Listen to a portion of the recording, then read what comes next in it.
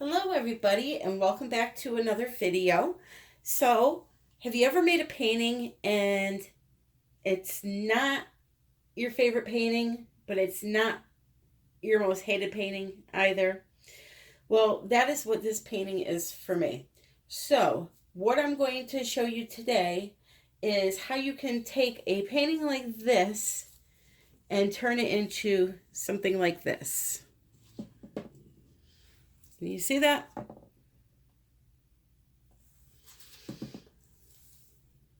That is what we are going to do today. So, I made this, my videos are behind, so you're seeing this today, but I'm doing it 5 days ago. So, what I did was I made this painting and I let it sit. It's 5 days now. So, the first thing I need to do is just rough up the surface a little bit. Now, I can't do that by hand. I have to have my husband do it. But what he is going to be doing is just a piece of sandpaper, 220, and he's just going to scruff up the surface a little bit for me. Now, don't worry. It's going to look scratched, but the resin, once you recoat it, it's going to bring it all back to life and you're not going to see those scratches. So what I'm going to do is have him sand this. I'm going to then take some black acrylic paint and I'm going to black out some of the areas. Okay? And then I'm going to add some little crystals or whatever, a coat of resin, and we're going to take this kind of okay painting and boost it right up to absolutely gorgeous. So let me get this sanded and I will be right back. Okay, so I don't know if it's going to come through or not, but yeah, you can see it. It's all scratchy looking. Right, and that's absolutely fine. I'm going to turn this way just so it fits a little bit better. And it's absolutely fine. You will not see that in the finished product. Yeah, so sorry, I lost my train of thought. So what I do is I have some 91% rubbing alcohol in this little bottle. And I just spray down the surface with it.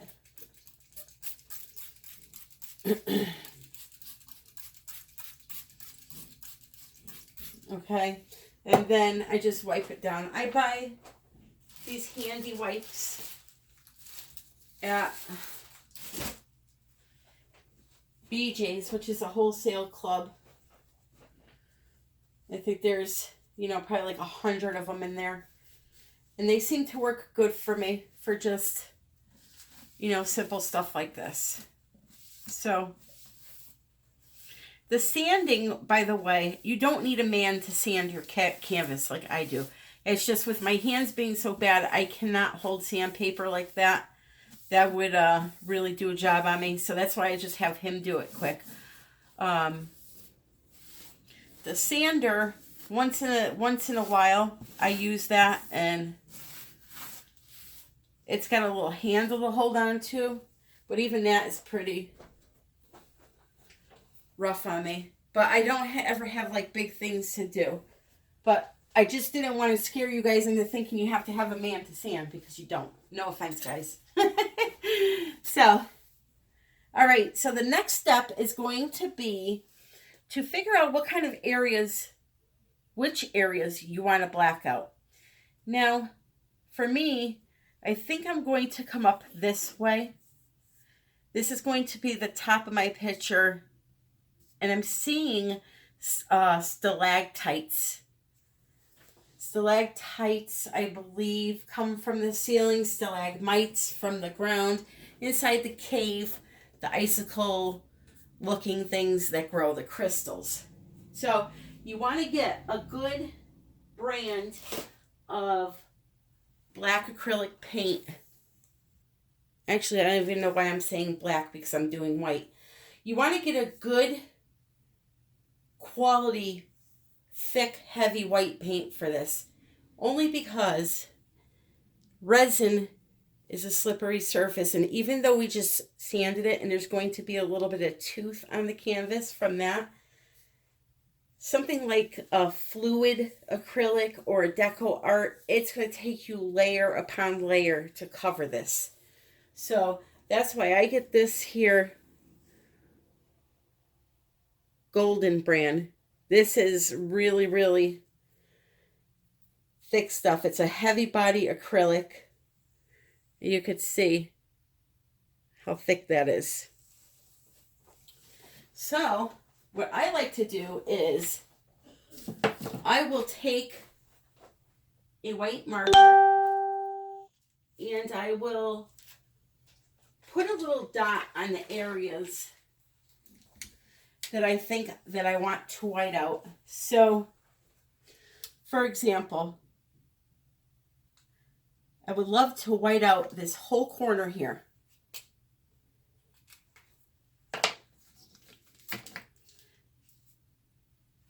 If I could get a marker open.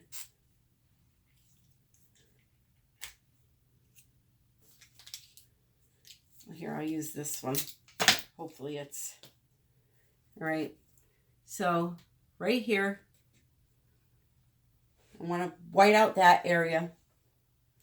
And then what you can do is you can kind of start with a couple of them and then figure out what's going to look the best. I'm not going to make you watch all of this. I'm just trying to give you some little tips on choosing where to put your whited out areas to put your crystals. So here, let's do this. Let's just start it, because I don't want to take the time to sit here and look around, and especially when I have the camera rolling. That would be very rude of me. So get a good paintbrush, something that is going to fit in multiple places, like small and larger, or, you know, do what you want. Just make sure you white it out. And it's going to take a couple of layers, most likely two.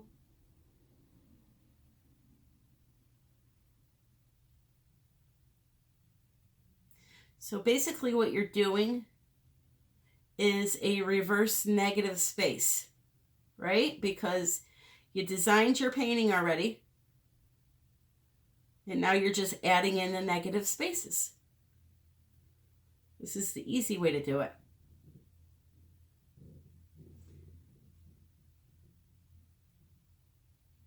It's very hard for me to do it while I'm filming because the light is glaring. The light that I need for filming is glaring on the canvas and blinding me right now.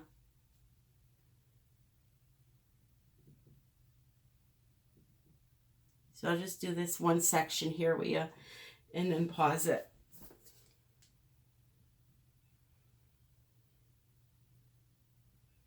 This is just one way, by the way, of judging up your painting. You can use paint markers and draw or sketch.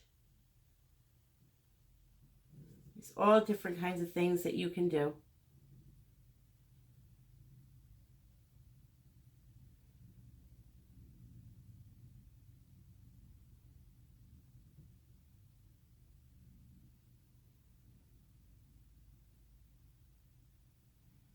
And yes, it's perfectly fine to paint on top of resin. It's not going to ruin anything or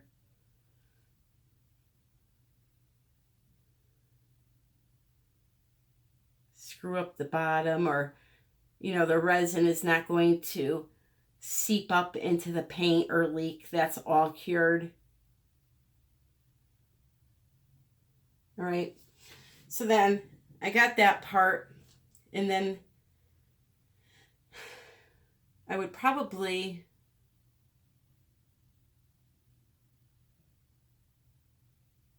maybe try to skip every other one.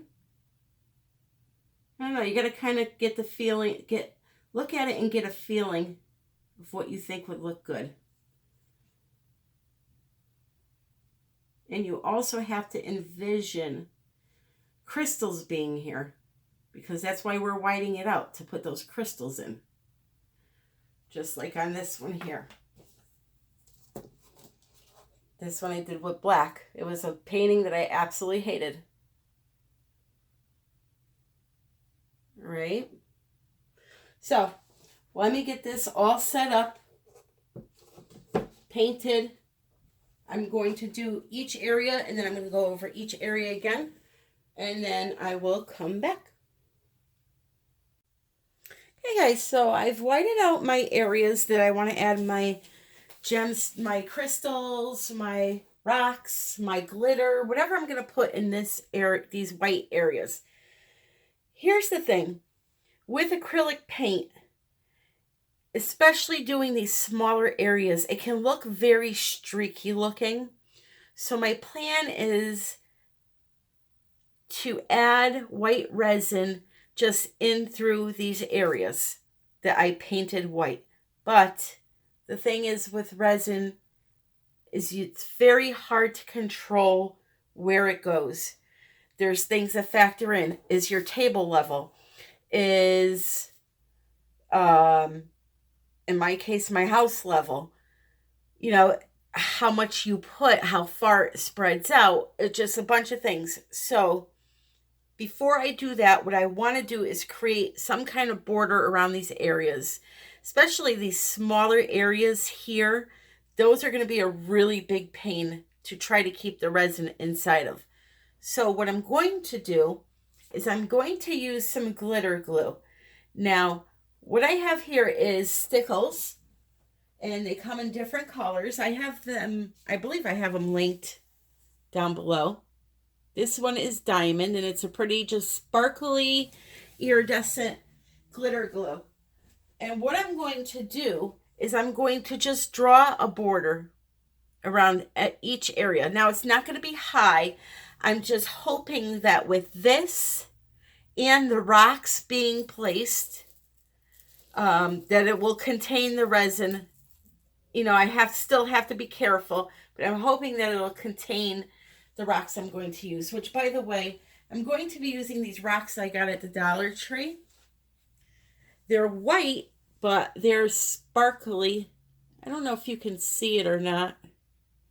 They have like sparkle to them. I thought they were really pretty, and obviously only $1. So what I will be doing is just placing them in certain areas of these parts that I painted. And with this glue along the side, with those and some glitter, I think it'll look really, really pretty. So, I mean, this part is self-explanatory. I'm not going to make you watch. You just get a bottle of any glitter glue. I mean, they sell these at the store. They're cheaper. That is from Michael's, I believe. And I think it was $2. You don't have to go. These are more pricey. I think they're probably between $8 and $11 for a 3-pack. The reason I like these, though, is they have the really fine tip. So all you're going to do is get it started over to the side, not over your piece.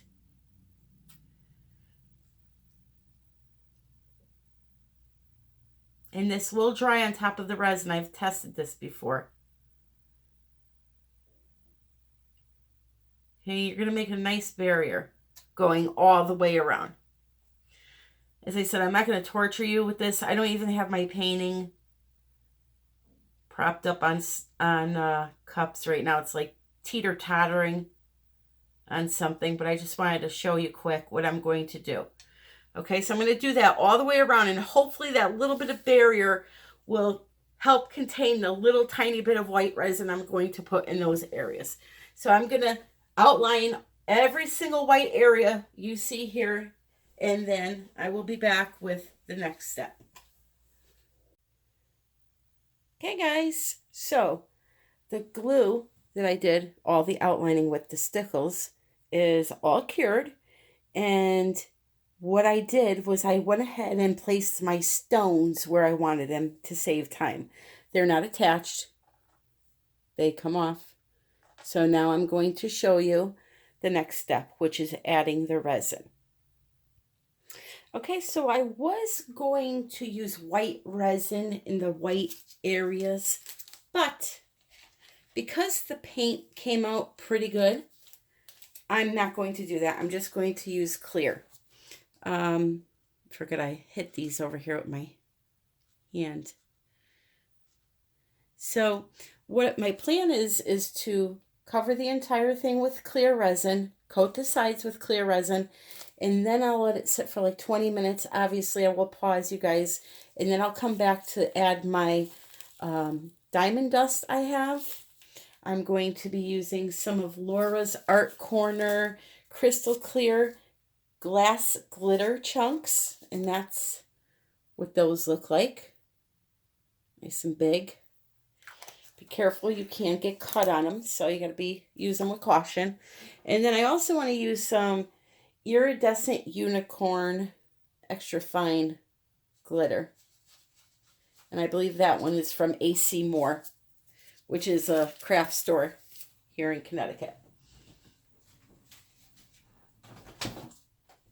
Sorry, I just had to stop a cat from digging at the door.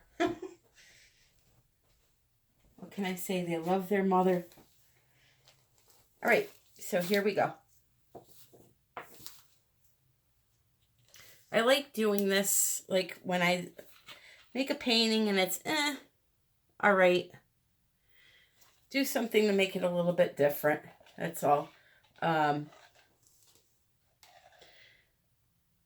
can make sophisticated art anytime. I like to do mixed media projects like this.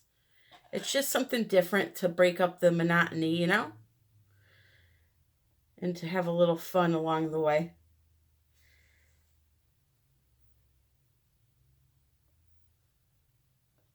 So I'm going to try to spread this out here the best I can around the rocks.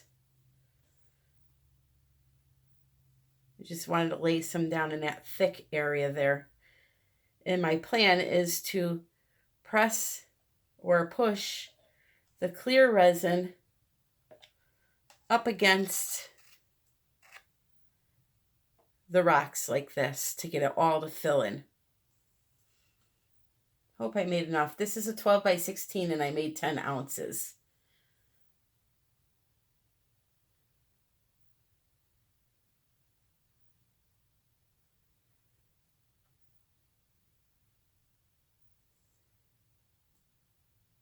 These rocks I got at the dollar store, and they're really pretty because they, like I said, they have some glitter, not glitter, but like a sparkle to them. And I just lost one. But they were different, and I figured why not? For $1. Can't go wrong.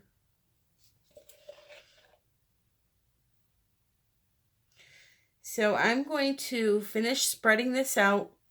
I'm going to pull it right up to the edge and let it slowly seep over by itself, and then use my hand to coat the sides. And then once it thickens up a little bit, I will be back. Okay, so it's been sitting about 25 minutes. Now here is what I can tell you. You may be thinking, how do I know when it's time to add the glitter? And here is how I do it. Now, I'm not saying this is the only way, but this is how I do it. So when it comes to a piece like this where I don't want the glitter to disperse through the whole painting, I will wait until I have popped my air bubbles for the last time. So usually about a half hour. For the first half hour after I'm done doing my painting, I will come to this painting every 5 or 10 minutes and go and pop the air bubbles. So after a half hour has passed, then I will come and add in my glitter. The resin starts to thicken up a little bit, and it doesn't flow as easily. Now, if you want glitter to be in the whole thing, then have at it. To me, you can never have enough glitter. But for this piece, because I have the glitter borders, I have shimmery epoxy pigments I use, I just want to contain it to where the rocks are. So for the sake of time, what I'm going to do is I'm going to just work on this center area. But know that I will be doing this after I shut the camera off to each rock area. It's just that you don't need to see me do all of them. So the first thing I'm using is the diamond dust. Again, be careful with how you apply this because it is very sharp and you don't want to, like regular glitter, you do the whole catnip thing, you know. You just want to maybe lightly do that, but not have your fingers really rub together. So I'm kind of just letting it drizzle out of my fingers as I move them a little tiny bit, because I do not want to cut myself or have to fish out a piece of glass out of my finger.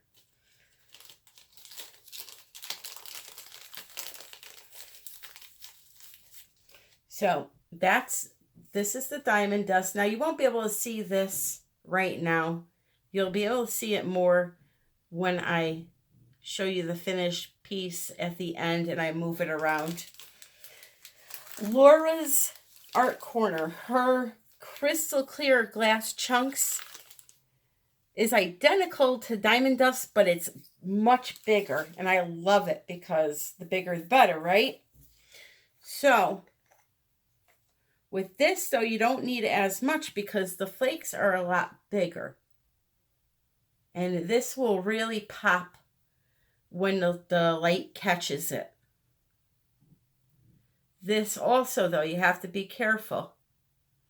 It will cut you if you get too rough with it. You will lose that battle. Extra fine glitter, yeah, you can sprinkle that between your fingers. This stuff, though, you gotta just be careful. It is absolutely gorgeous, though. I know you guys can't see it, but I'm moving back and forth here, and it is gorgeous. And now I have the unicorn glitter.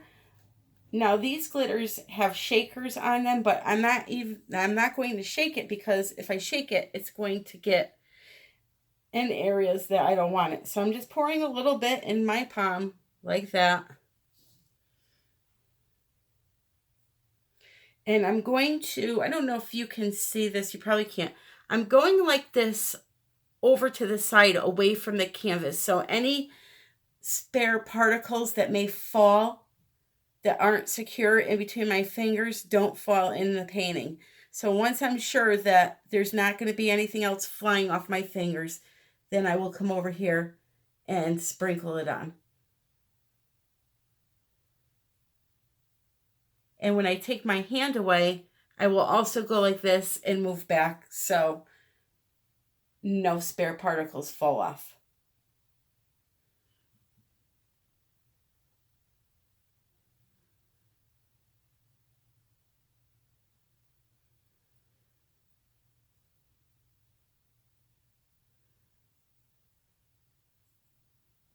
Okay, so that's it. What I'm going to do is finish it up, let it cure overnight, and when the film comes back on, I will show you the final result. Okay, so here's the end result.